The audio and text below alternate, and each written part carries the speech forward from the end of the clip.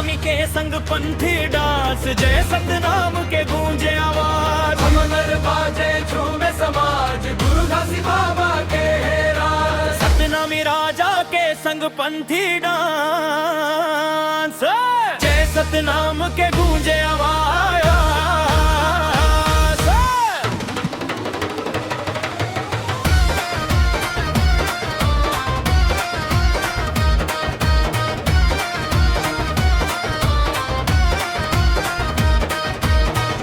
खंभ में झंडा लहराए, गुरु के महिमा गाए आज। पूरी धाम बुलावत है,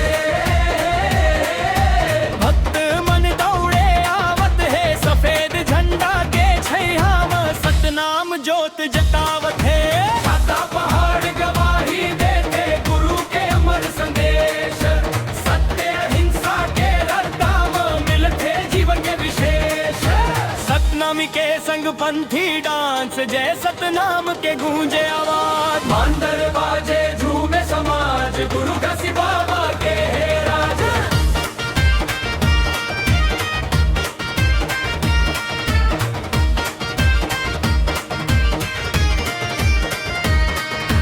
ढोलक बाजे मांदर बाजे, थिर के पाव हजार। पंथी नाचा देखे बर संगी उमड़े जन जन अपार। गाँव गाँव ले लोग में आवे, लेके श्रद्धा और प्यार। जय सतनाम के नारा गूंजे, भर जाते संसार। जय सतनाम, जय सतनाम, गूंजे चारों धाम, गुरु घासी बाबा के महिमा। गावत है पूरा मानव समाज।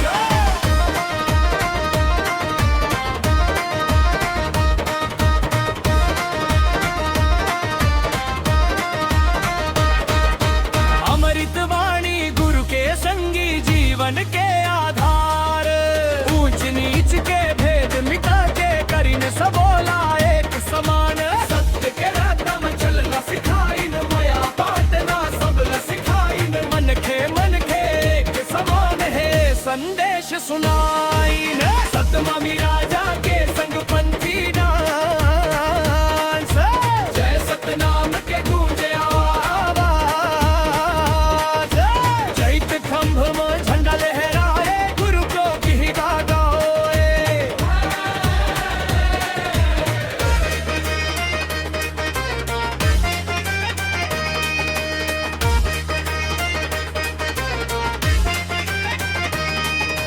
माघ पुन्नी के मेला लागे, खुशी के रंग बगराए।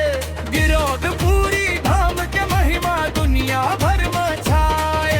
संगी बदर हाथ उठावब, जय सतनाम गवाव। पंथी नाचा के जोश में करती लागू जाव। जय सतनाम, गुरु घासी बाबा की जय। मांदर के थाप मना जब संगी झूम संगी झूम। सतनामी समाज के जोश ला दुनिया भर में घूम। जेठ खंभ के अंजोर तले सपना सब साकार।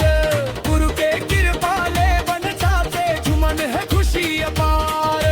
दुखिया मन के आस है बाबा, सुख के खुले द्वार। जय सतनाम के गूंजे नारा, गूंजे बेरंबार।